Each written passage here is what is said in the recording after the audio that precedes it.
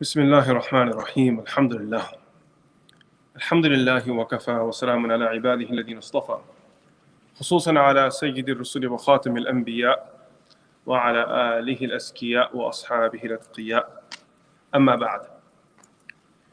Today we start from page 18 where the author sets the subject as announcing your presence. Bismillah.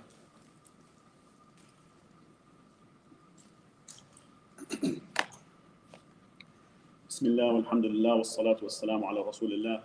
قال المؤلف رحمه الله. Announcing your presence. When entering your house, make your presence known to those inside before approaching them, so that they may not be startled by your sudden appearance. Do not appear like one who is searching for a fault in them. Sayyidina Abu Ubaidah Amir ibn Abdullah ibn Mas'ud radiyallahu anhu said, when my father Abdullah ibn Mas'ud radiyallahu anhu used to enter the home, he would make his presence known by speaking and raising his voice, so that they may become aware. Imam Ahmad bin Hanbal rahimahullah ta'ala said, when a person enters his house, it is recommended that he coughs or taps his shoes. His son Abdullah rahimahullah ta'ala said, when returning home from the masjid, my father used to announce his arrival before entering by tapping his shoes. At times he would do so by coughing. Imam Bukhari and Imam Muslim rahimahumullah ta'ala have recorded from Sayyidina Jabir radiyallahu anhu that Rasulullah sallallahu alayhi wasallam prohibited a person from unexpectedly surprising his family at night, whether returning from travel or otherwise, as though he mistrusts them or is merely searching for a fault in them. So here the author shares a brief chapter on announcing your presence. When you enter into a home, when you go to visit someone, it is absolutely necessary that you are considerate of them, that you take into consideration their comfort, their privacy. Don't be selfish, that I'll enter whenever I want, however I want, and now it's their problem to accommodate for me. This is why we have a concept in the chapters coming ahead of al-isti'dhan, seeking permission before you enter into someone's home. That way you can establish boundaries. When there is no concept of seeking permission, there are no boundaries. So now people begin to complain that so-and-so person went into my stuff without my permission. Boundary issues. Brother and sister say that, he just takes my stuff and leaves. Boundary issues. People don't understand that before you take something that belongs to another person, or before you enter into the private area of another person, you need to seek permission. And where you seek permission, you must understand that the person who you are asking permission from has every right to reject that permission. That I do not grant you permission. And that's why Allah Azza wa Jalla says, إِذَا قِيلَ لَكُمُ ارْجِعُوا فَارْجِعُوا هُوَ أَزْكَىٰ لَكُمْ. That when you are told to leave, when you are denied permission, then you must leave. Because that is most purifying for you. You shouldn't go any further, you shouldn't push in, you shouldn't barge into the home. Does it create frustration and anger when someone rejects you? Of course it does. If you call someone and they don't answer your call, of course that's bothersome. If you message someone and they don't message you back, of course that's bothersome. When you knock on someone's door and they don't open the door, it's going to cause frustration. Now you can either think the worst in them and the best of yourself and view yourself as a criminal here, view yourself as the victim here, that you were done wrong. Or you can think for a moment that maybe that person has an excuse. And walking away and not letting those thoughts trail and just roam around in your mind is where your spiritual benefit is. And that's why Allah Azza wa Jalla says, ذَلِكَ أَزْكَىٰ لَكُمْ. This is what's spiritually best for you. When you enter into a home and you announce your presence, you save the other person from being startled. A person may not realize that the person who's in their house is their relative, and they may think that they're being robbed. They may think they're being attacked.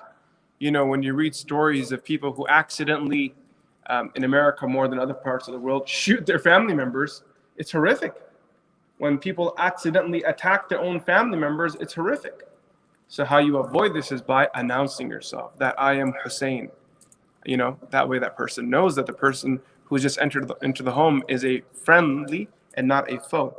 Similarly, so that way when they know that you've entered the home, the person whose home it is Even if it's your own home, the other people inside the home can now prepare themselves if needed, cover themselves if needed.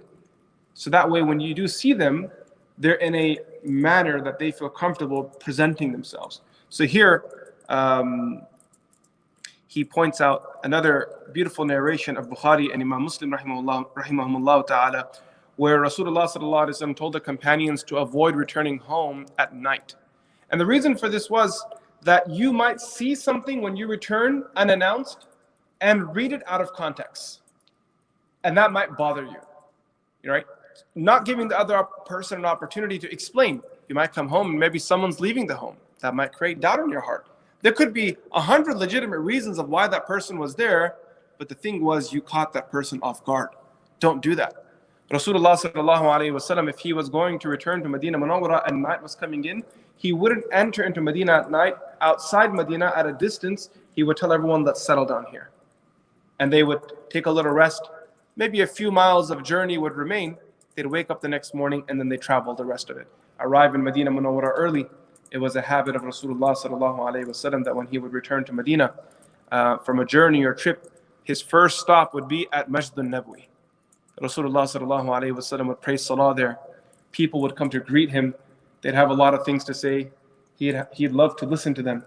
And then after Nabi sallallahu alaihi wasallam would sometimes tell some of the children that go and tell your mother Aisha or your mother Hafsa radiallahu anha that I will be coming home. And then after that, Nabi sallallahu alaihi wasallam would come home to visit his family members. This is what you call announcing yourself, letting that person know. The most annoying person is the one who shows up without any announcement and says surprise. You know that guy? That person who just shows up and says surprise. The thing is that they're really excited that they made this journey and that they were able to come meet you. But the problem is they're hoping to see a response out of you while not taking into consideration what's going on in that moment in your life. You may not be ready for a surprise. And if you don't respond or reciprocate the excitement, it'll make them think that you don't love them or care and that you don't believe in how much sacrifice they went through to make this happen. And a relationship that may have been perfect and amazing will end up becoming sour because someone thought it was a good idea to walk in and say surprise. I see this happen a lot with kids just springing themselves on their parents, or parents showing up to their children's home and saying surprise. Now, how are you supposed to tell mama and baba that surprise is a good thing, but it's always not a good thing? Because parents are under the impression that there are no boundaries between children and parents. And I'm going to talk about this later today because Shaykh Abdul Fattah Ghuddah actually brings the riwayat regarding this. Siblings may think that there are no boundaries. We're brothers and sisters. We grew up together. There should be no boundaries. So we can come whenever we want, show up whenever we want, take whatever we want, stay for as long as we want. When someone has a residence and they have a routine and they have responsibilities, you must always take that person into consideration and don't be selfish. I started with this point because this is the usuli, the principled point that you must take home from these chapters. That when you enter into someone else's territory or when you walk into a home and other people live there too, be considerate of them. Think of how I can enter or what I can do to make my presence a mercy for them and not a burden on them. Just think about that and you'll get creative. And the more creative you get, and when you offer that to the people that you're visiting, not only will they be excited to receive you, but they'll look forward to your repeated visits. That I can't wait for this person to come back again. Yes, Bismillah. Bismillah ar-Rahman ar-Rahim. Seeking permission to enter. If family members are resting in the rooms and you intend to enter that room, seek permission to enter. Otherwise, you may see them in a condition that you, or they for that matter, may dislike. This applies to your entire household, your immediate family, mahrams like your parents or children, and others, non-mahrams as well. So here he's going to share many narrations, but before he goes through those narrations, let's briefly take a moment to reflect over the chapter title. He says, seeking permission to enter. In Arabic, we call this isti'dhan, seeking permission. Majority of the great scholars of hadith have entire chapters dedicated in their collections to isti'dhan, babul isti'dhan. In Mishkat recently, we finished the chapter on isti'adan, where they bring those narrations that a person should seek permission before they enter into a place. So there's a permission that's required to enter into someone else's home. Then once you enter into your own home, you must now also bear in mind that if this is a shared space, anywhere where there is a closed door, you need permission to open it. This becomes even more important if we're talking about the area being shared by both genders. If there are brothers and sisters living there, maybe your cousins are staying over for an extended period because they've just arrived in the country, or maybe they're here to visit you, or maybe there's some family issue going on, so people are going to be piling in the home. Now you have to be even more careful of issues related to isti'adan.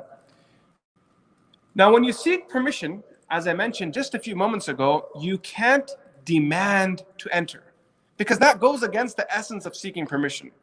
When you seek permission, you have to be ready to be rejected. Someone can say no to you. When you enter into a home or a room and you seek permission, what you're also doing is setting the tone when it comes to boundaries. One of the reasons why people don't like having others over at their home is because of issues like boundaries. People don't know what boundaries are when they enter into a home. I've had people come into my home and literally peering up and down the kitchen and looking at what kind of products we have in our kitchen, and then telling everyone in the community, Mufti Saab had so-and-so cookie in his house and so-and-so candy and chocolate in his house, so it's all halal.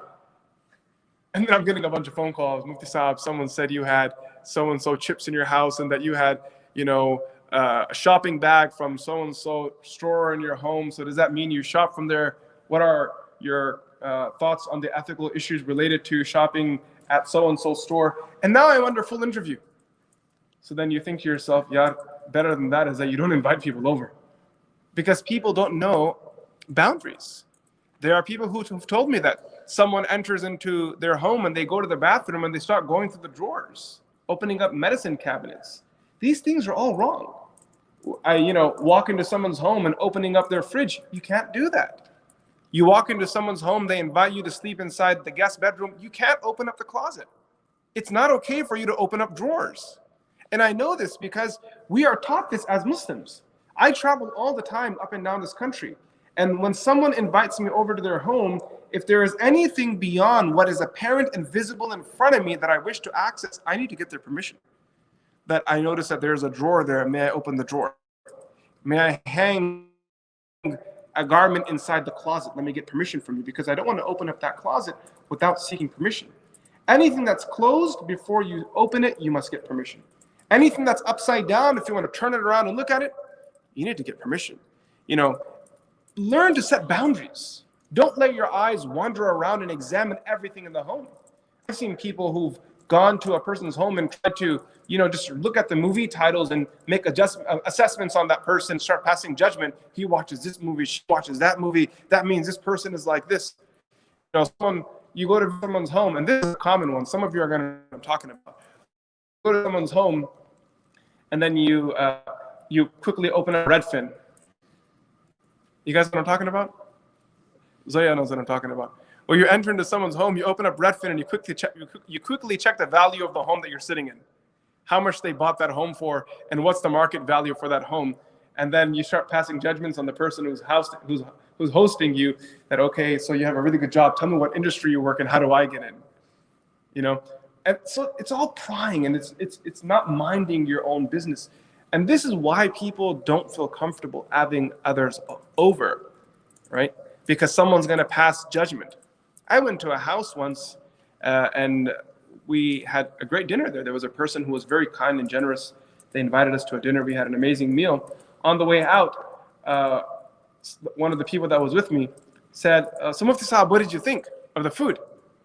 And I said, it was great. It was really good food, I think. They said, the rotis could have been better. I saw auntie pulling them out of the freezer. They were store-bought rotis. They weren't fresh, right? So then I looked at this person and I thought to myself, كان الإنسان كفورا. Rasulullah Allah said it, that the insan is so ungrateful. This person thought you were a friend. They thought you were someone they could trust, someone they loved. You went into their home, rather than just appreciating what they had to offer to you and being kind and excited about it, you had to find something to criticize. So what did you criticize? That the roti they gave, the bread they gave us was pulled out of the freezer and reheated. It wasn't fresh handmade bread, as if you're some royalty, right? Maybe that's the reason they weren't supposed to cook it. Take that frozen roti and hit it on your head. And I've seen this happen not on one occasion, but many. Someone walks into your home and they say, oh, your design looks tacky. Who asked you? Like, who asked you if the paint was tacky and if the pillows were tacky and if this fits your design or not? You're the reason why people don't feel comfortable inviting other people, letting other people inside their homes. You know, there's an expectation that if so-and-so invites me to their home and I go there, a meal shall be served. There was a daughter-in-law, she told me this. She said that, I'm really reluctant of having my in-laws over because every time they come, my father-in-law or mother-in-law will destroy me if at every meal I haven't cooked a vegetable dish, a meat dish, and even the meat dish, there has to be a poultry version and then a red meat version, something with rice and something with bread. I have to do all of that every single time, in addition to whatever dessert's going to be on the menu. And she says, it's overwhelming for me to do even for one meal, let alone for multiple days. And then on the other hand, her husband is sitting there and he's just looking down because, he understands that it's a difficult situation, but, they're his parents. So that's where you have that sort of difficult situation. How do you handle this? I think the whole thing boils down to two things. Number one, people, when they go to others' homes, they make themselves the center and they become selfish. They don't take the host's thoughts and feelings into consideration. And number two, they don't know how to set boundaries. Don't know how to set boundaries. These things, when you put them together, now you understand why Rasulullah sallallahu alaihi wasallam taught us to seek permission. Now, when you're inside the same home, to emphasize something he just said, this applies to your entire household. If you're entering into a room where you have roommates, you need to get permission there because they may not be clothed. People dress differently when they're alone and no one else is there versus when someone is there. There may be a female relative who doesn't have her head covered that's visiting because she's in her room alone. When you walk inside, you're going to make that person feel uncomfortable. So you need to seek permission before you enter inside. Similarly, the riwayat, again, the narrations are coming ahead, that that person may not be clothed. So that's why you need permission even when you enter into your own parents' rooms or when you enter into the room of your sisters or brothers, someone from the opposite gender. Yes, Bismillah. Bismillah.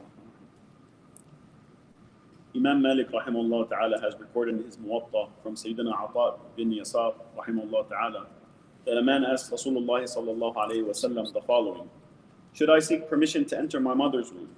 Yes, answered Rasulullah sallallahu alayhi wa sallam. But we live together in the same house, said the man. Rasulullah sallallahu alayhi wa sallam said, seek permission to go to her. But I am her servant. He kept going at it again, like, do I really need permission to enter into my mom's room? I live together, I'm her servant. I pay the rent here. Kind of like bringing everything out. He's really trying that. Do I really need permission to enter into her room? So what does Rasulullah sallallahu alaihi wasallam say? Seek permission. Would you like to see her naked? No, replied the man. Then seek permission when entering, said Rasulullah sallallahu alaihi wasallam. A man came to Sayyidina Abdul ibn Mas'ud radiallahu anhu and asked, should I seek permission to enter my mother's room? He answered, there are certain conditions in which you would rather not see her. Sayyidatuna Zainab, the wife of Abdullah ibn Mas'ud radiallahu anhuma, said that upon reaching the door, Abdullah radiallahu anhu would cough, according to a narration of Ibn Majah. He used to make some noise, fearing that he might surprise us and encounter an embarrassing situation. A man asked Sayyidina Hudayfa ibn al-Yaman radiallahu anhu, should I ask permission to enter my mother's room? Sayyidina Hudayfa radiallahu anhu replied, yes, if you do not seek her permission, you may see what you dislike. Sayyidina Musa radiallahu anhu, the son of Sayyidina Talha ibn Ubaydillah radiallahu anhu, said, my father went to my mother's room. I followed him as he entered. He turned towards me and pushed my chest, causing me to sit on the ground. He reprimanded me, saying, How dare you enter without permission? This is called giving tarbiyah from a young age. That teaching children as well, that there comes a point in your life when you reach an age that you are not allowed to enter into your parents' room without seeking permission. You teach your children when they start reaching that 5-6 year marker, that when you wake up in the morning, you can't just barge into mama and baba's room anymore. You can only enter into this room if you knock and seek permission, or if you are called. If you are summoned, you come. Otherwise, you can't just come in. It's not appropriate. In the middle of the night, if you want to come, you have to knock and get permission before you come in. In the middle of the day, if the door is closed, you're coming in, you knock and get permission before you come in. Yes. Sayyidina Nafi' rahimahullah ta'ala. You guys may not understand, but I'm telling you, if these basic boundaries are not met, and when people then enter without permission and they have certain very traumatizing experiences, those experiences can affect them for the rest of their lives. It can really skew their understanding of intimacy, right? That's why everything in Islam has a time and place, and there's a proper manner to approach that. And to avoid any of this from happening, we have these rulings of isti'dan, seeking permission. Yes. Sayyidina Nafi' rahimahullah ta'ala, the freed slave of Sayyidina Abdul ibn Umar radiallahu anhu, said, when any of Ibn Umar radiallahu anhu's children would come of age, Ibn Umar radiallahu anhu would assign him or her to another room. He would also not allow any of them to enter his room without permission. So based off of genders, he would also separate their rooms too. That the boys would be on one side when his children would reach age, and then he would move the girls to another side when the children would be of age. Yes. Sayyidina Ata ibn Abi Rabah rahimahullah ta'ala asked Sayyidina Ibn Abbas radiallahu anhuma, should I seek permission when entering the room of my two sisters? Yes, replied Sayyidina Ibn Abbas radiallahu anhuma. He said, but they are in my foster care. I support and provide for them. Ibn Abbas radiallahu anhuma asked, would you be pleased to see them naked? Then he read the Quranic verse, وَإِذَا بَلَغَ الْأَطْفَالُ مِنْكُمُ الْحُلُمَ فَاسْتَأْذِنُوا كَمَا اسْتَأْذَنَ الَّذِينَ مِنْ قَبْلِهِمْ. Sayyidina Ibn Abbas radiallahu anhuma concluded, seeking permission is obligatory for all people. Yes. So he cited the ayah of Surah An-Nur, وَإِذَا بَلَغَ الْأَطْفَالُ مِنْكُمُ الْحُلُمَ فَلْيَسْتَأْذِنُوا كَمَا اسْتَأْذَنَ الَّذِينَ مِنْ قَبْلِهِمْ. And when the children among you come of age, let them seek permission, as those senior to them in age also seek permission when they enter into a room. Yes. Ibn Mas'ud radiallahu anhu said, a person should seek permission when entering the room of his father, mother, brother, and sister. Sayyidina Jabir radiallahu anhu also said, a person should seek permission when entering the room of his children, brother, sister, father, or mother, even if she is old. Most of these narrations have been recorded by Imam Bukhari rahimahullah ta'ala in his book Al-Adab al-Mufrad, while some of them have been quoted by Ibn Kathir rahimahullah ta'ala under the above mentioned verse. Those that are closest to you tend to have this idea or mindset that I'm excluded from these Islamic guidelines. You aren't, right? Unless the one that you're speaking of is a straight up child, like someone who can't even wash themselves in the bathroom without your help, you shouldn't be barging into people's rooms. You should not just walk in. And it doesn't matter if you're a parent, if you're a child. When you respect someone else's boundaries, they will respect you more in return. But if you think that the way you demand respect is by walking into someone's room and just, taking over their home and not being, considerate of whether they want you there or not, whether they want you seeing that or not, it causes a lot of problems. Unfortunately, I have a lot of these sessions with folks who are struggling with their marriages, specifically when it comes to in-law issues, right? And not to paint all of these situations the same, that rarely happens. There are cases where, someone is right and someone is wrong. But in many of these cases, what I see is that expectations are skewed, no appreciation for boundaries.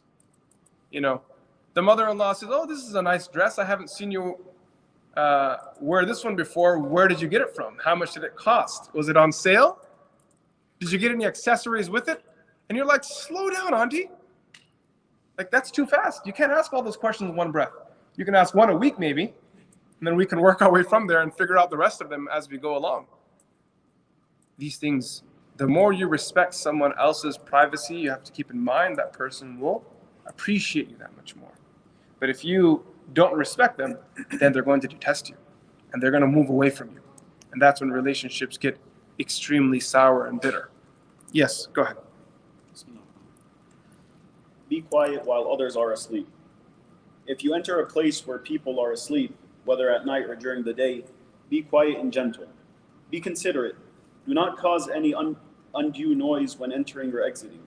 Rasulullah sallallahu alaihi wasallam said, whoever is deprived of gentleness is deprived of all sorts of goodness. You ever meet that person who walks into a room and sees everyone sleeping and then ensures that they increase the volume of their announcement to wake you up? And then you wake up and say, Kya hua? What happened? You say, Pani chahiye. I need some water. Right? Someone, they wake up in the middle of the night, they wake you up. What happened? I'm thirsty. You go get your own water. If you're thirsty, get up and go get your own water. Why are you waking me up? La hawla wa la quwwata illa billah.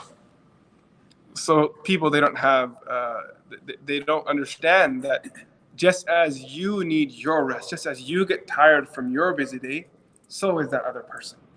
That other person gets tired too. So when you do enter into a home, and if there people are sleeping there, if there's a strong possibility people may be sleeping there, lower your tone a little bit. And if you see someone is sleeping, then don't go out of your way to wake them up. Now, on the other hand, if you notice that they would like to be waken up, that's another story, right? If you know that they would prefer to be awake, that's another issue altogether. But don't force yourself on them. Because again, when that person does wake up, they're not going to be pleasant. They won't be happy. And most likely good won't come out of that interaction. Yes. Sayyidina al-Miqdad ibn al-Aswad radiyallahu anhu said, we used to keep aside the Prophet sallallahu alaihi wasallam's share of the milk. And when he came back at night, he would greet us with a voice loud enough for those awake to hear without disturbing those who were asleep. In addition, whenever Rasulullah sallallahu alaihi wasallam used to offer salah at night, he would recite the Quran with a voice that pleased those that were awake without disturbing those that were asleep. This is what the Quran says, وَلَا تَجْهَرْ بِصَلَاتِكَ وَلَا تُخَافِتْ بِهَا وَابْتَغِ بَيْنَ ذَلِكَ سَبِيلًا. That don't be too loud, don't be too quiet. Choose a middle path. And another way of looking at this teaching of Rasulullah sallallahu alaihi wasallam is don't let religion be a cause to disturb other people. That person says, why are you bothering me? You say, I'm reading the Quran. So if you think reading Quran is a bad thing, you're a bad person. You can't stop me, I'm going to read the Quran. Well, if you want to read the Quran, you have to be considerate of the people around you. This is why ulama have guidelines when it comes to these issues. You want to go to a room and you wish to say salam to the people, you have to first, look at the room, read the room first.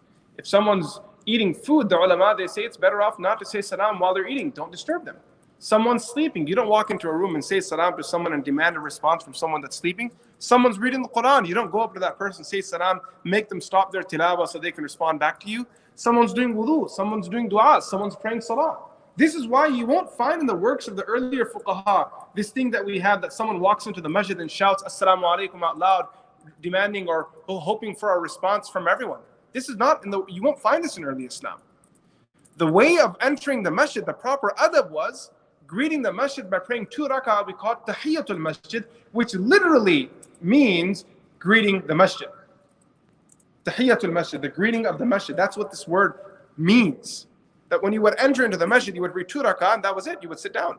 You won't walk around and out loud say assalamu alaikum, disturbing everyone that's in the middle of their ibadah. Someone's doing tilawah, someone's doing dhikr, someone's maybe lying down in i'tikaf, another person's praying some salah, and everyone is being disturbed because a person wants to say salam out loud. Now, if you go privately and say salam to people, that's another thing, right? Or if you see everyone's just sitting around and they're not doing anything, and you say salam to them to get a response against, that's another issue. But you have to read the room. So here, Rasulullah sallallahu alaihi wasallam is teaching us that when it comes to dua, Quran, and this kind of stuff, you don't put it on so loud, or don't listen to it, or don't read it so loud that it disturbs others. At home, my sons and my daughter, all 4 of them sleep in one room. It's something that I chose for their tarbiyah. I read in one of the works of the scholars where he wrote that one of the most profound methods of tarbiyah is to pair up children together in their rooms so they learn to deal with each other and the inconveniences of having other human beings around you. He said that by doing this, it develops human beings who are then capable of interacting with society. When children only have one room, then they become very self-centered and self-centric.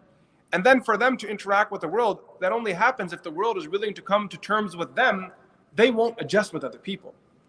And I found this to be very beneficial in my own upbringing, because when we were in madrasa, they would pair us up together. Depending on how far along you were in your studies, when you were a new student, you would have like 15 roommates. And then slowly, by Dawra Hadith, you would have maybe one roommate. And then maybe in Ifta, I think I finally had no roommate. So that was a great accomplishment. I finally, alhamdulillah, made it to the top, and I don't have a roommate anymore. So there's so many more eases. And you see it because every day they have some sort of a dispute. And I make it clear to them that in your disputes, what's not allowed is for someone to storm out. What's not allowed is for someone to claim a right by raising their voice and using their age as authority to demand something. You have to learn to communicate it, which means that I need to know, if it comes to me, if you guys bring a complaint to me, I will ask, what was the compromise? And you guys know the definition of compromise very well. So I will see if there was a compromise or not. Last night, the children were arguing because they have an Alexa in their room and they like to listen to Quran when they go to sleep. So one of them complained and said that I can't sleep when you guys put the Quran on. So then the other one said, so you're saying we shouldn't listen to the Quran?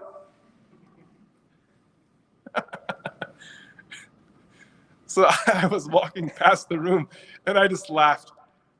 My wife said, aren't you going to go in there? I said, no, let them handle it. So then later on in the evening, I saw my wife again and I said, what happened with that Quran situation? So she says to me that the dispute wasn't settled, so they said that they're going to come to you for a fatwa tomorrow. True story. As I was leaving the house to come to this khatira, true story.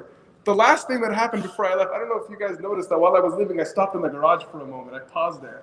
What actually happened was that my kids were standing there. They said, Baba, will you be back before we go to sleep tonight?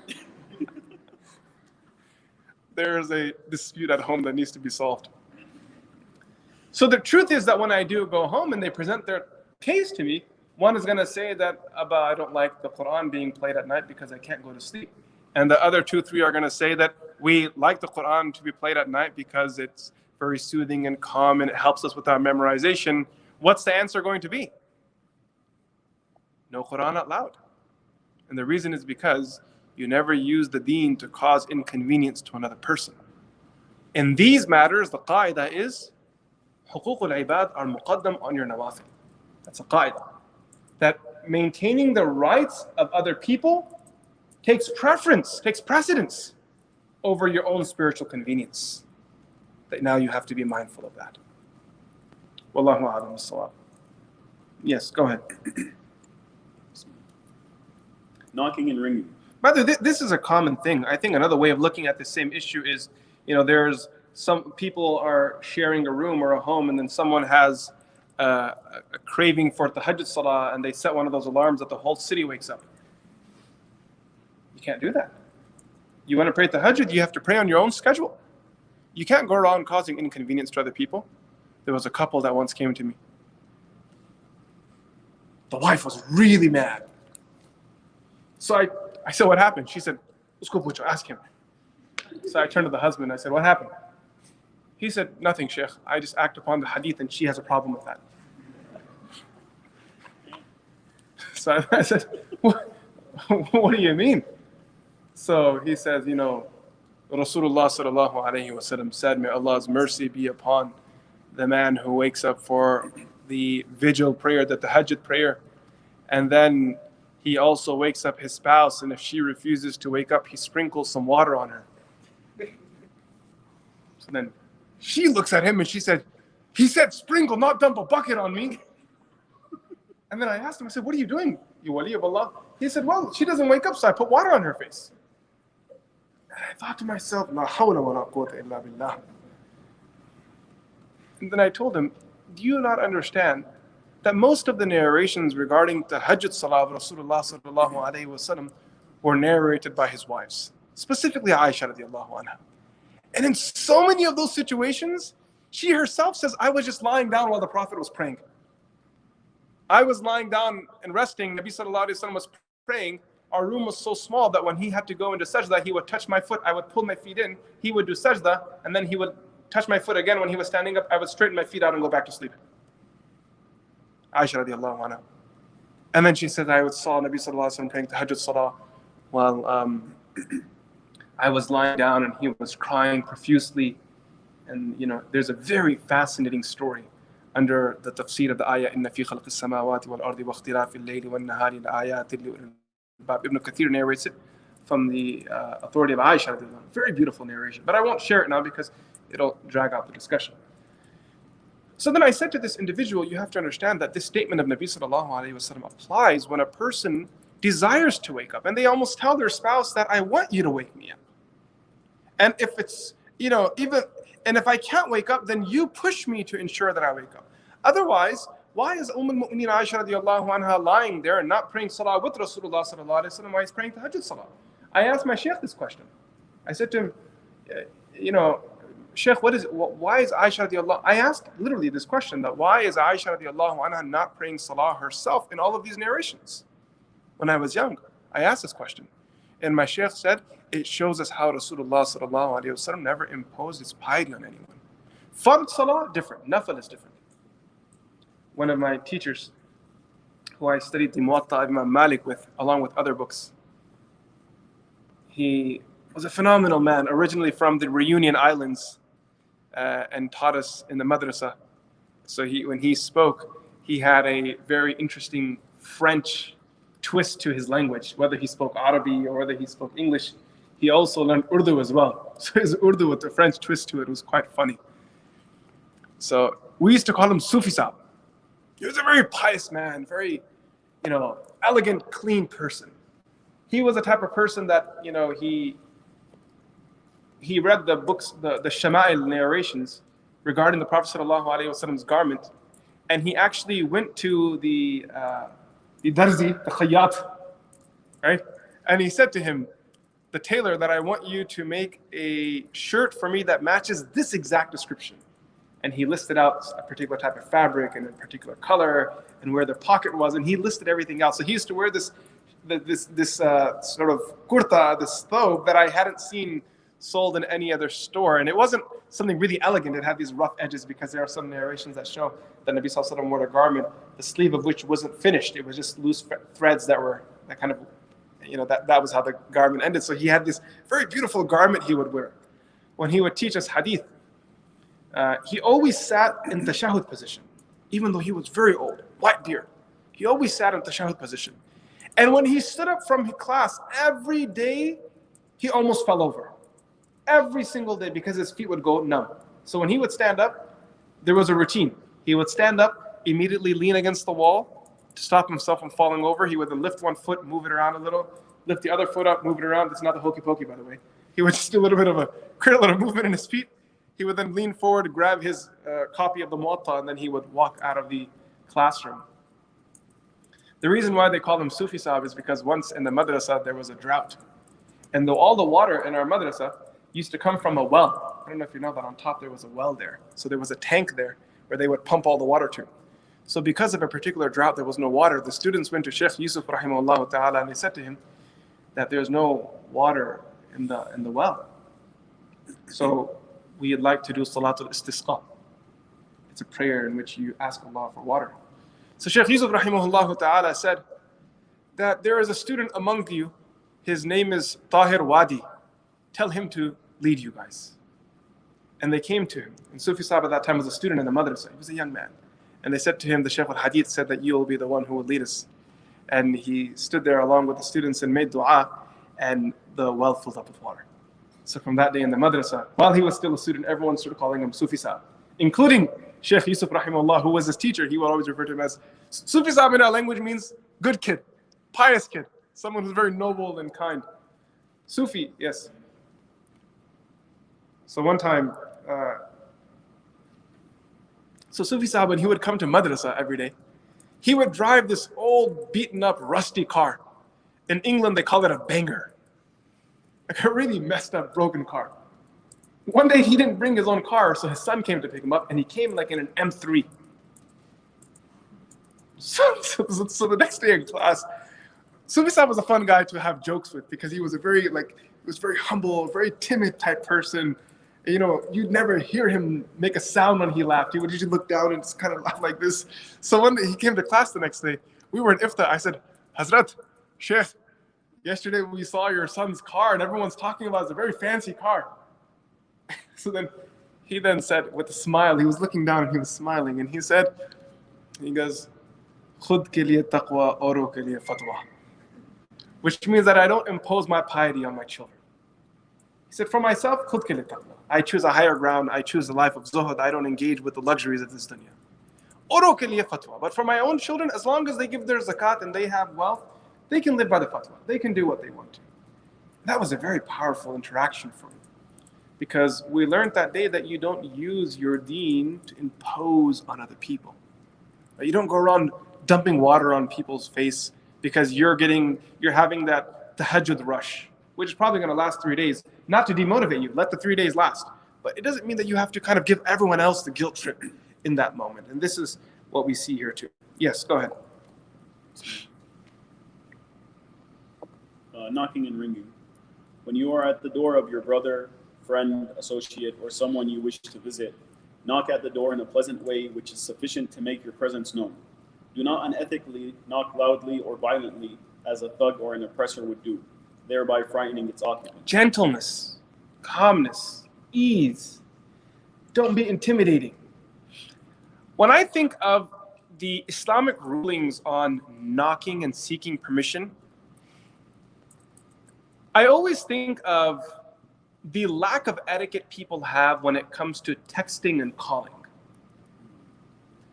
People don't visit each other that much anymore. Would you guys agree?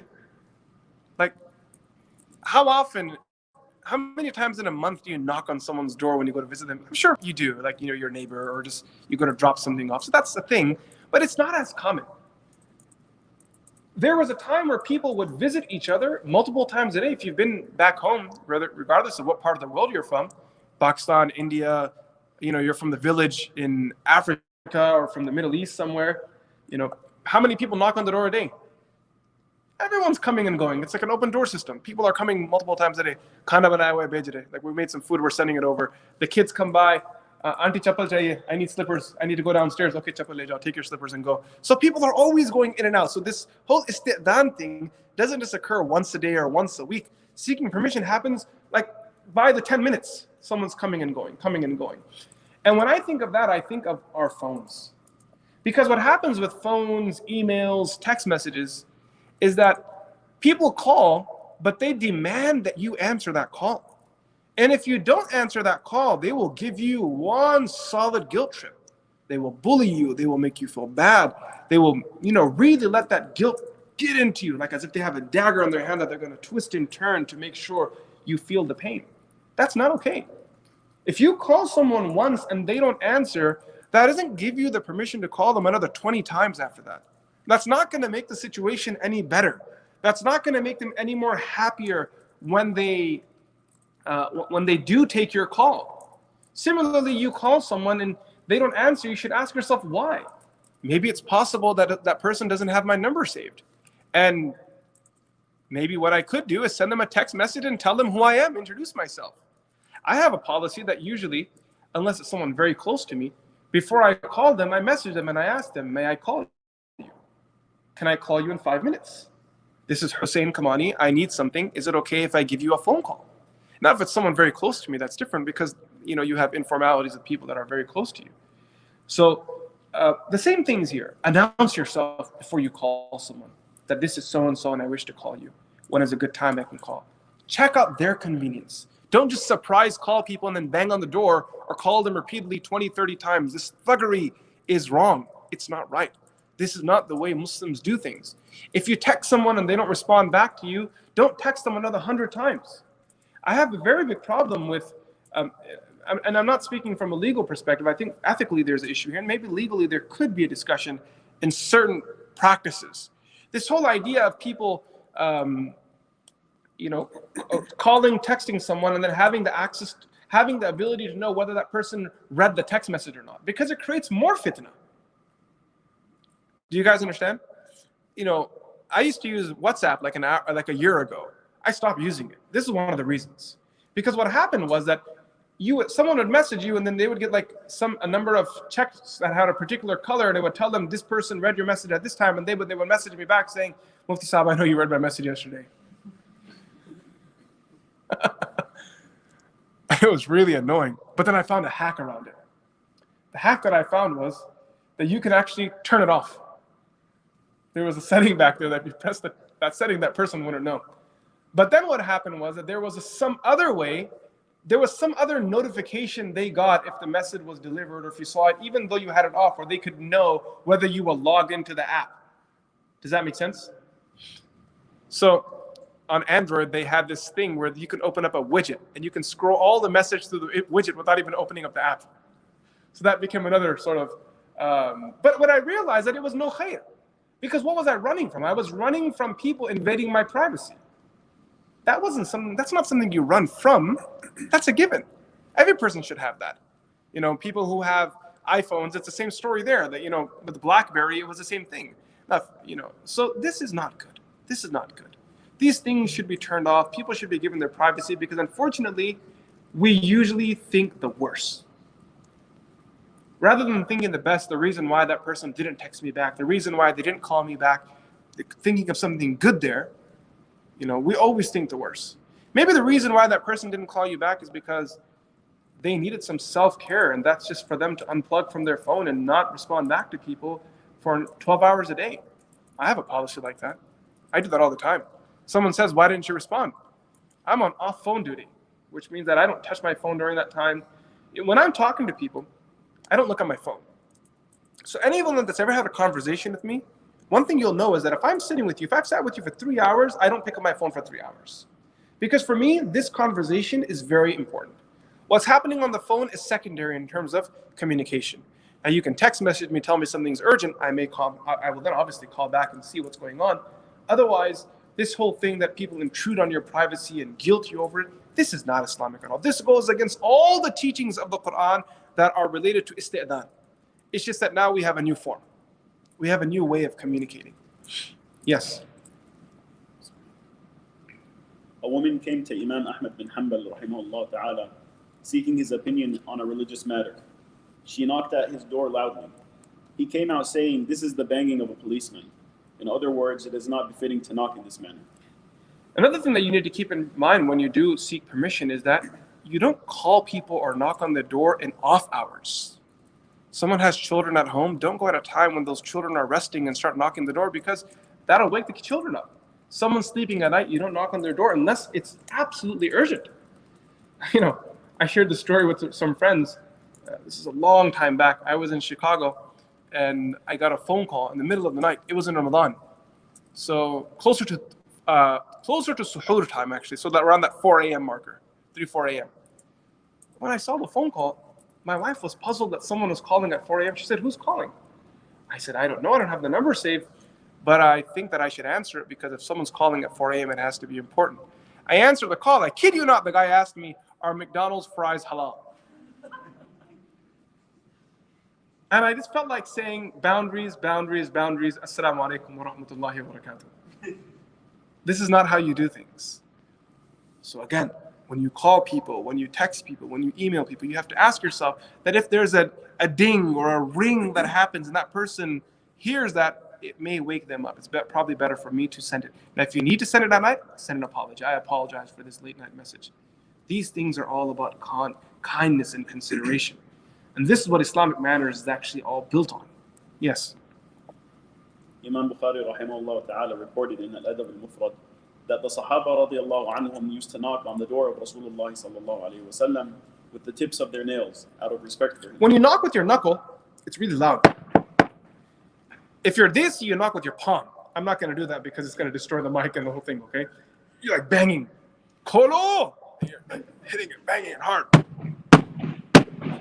Like that.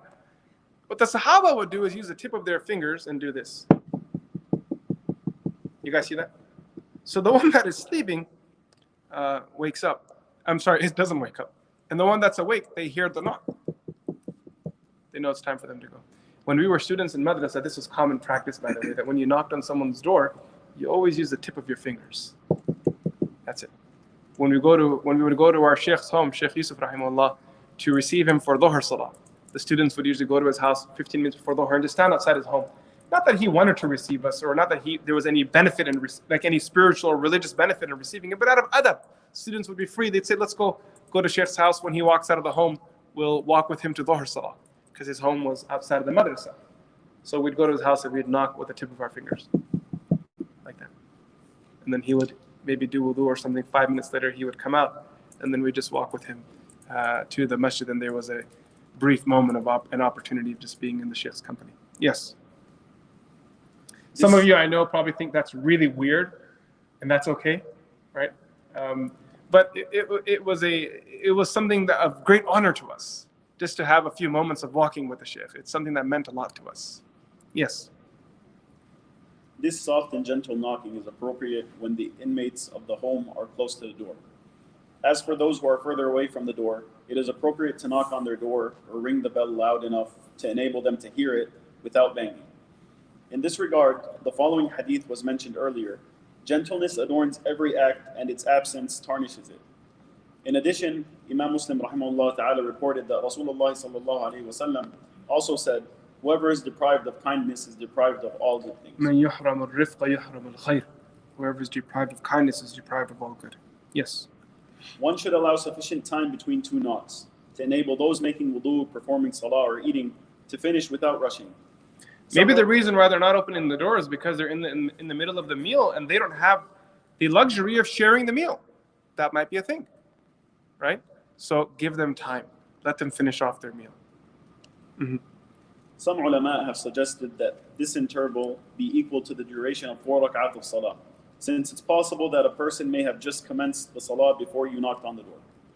Or maybe that person has just gone into the shower, maybe they're just gone to use the bathroom. So give like a good 10-minute, 5-minute break if no one answers, and then knock again. If you need to go, that's your choice. You can leave. But if you wish to hang out, leave some break in between. If after 3 intervaled knocks, you feel that if a person you came to see was not busy, he would have answered you, then leave. For Rasulullah sallallahu alayhi wasallam has said, when any of you seeks permission thrice, and he is not granted permission, then he should leave. Mm-hmm. While waiting for permission, do not stand in front of the door. Rather, stand to the right or to the left. The reason why you don't stand in front of the door when waiting is because when that person opens the door, then you'll see directly inside the house. If you stand a little to the right, a little to the left, when that person opens the door, you won't see directly inside. Yes. When Rasulullah sallallahu alayhi wasallam would come to someone's door, he would avoid facing the door directly. Instead, he would stand to the right or to the left of the entrance. Okay, with that, we'll stop here. We pray that Allah subhanahu wa ta'ala grants us the tawfiq and ability to understand and do amal upon what we learn. Wa sallallahu ta'ala ala Sayyidina Muhammad. Assalamu alaikum wa rahmatullahi wa barakatuh.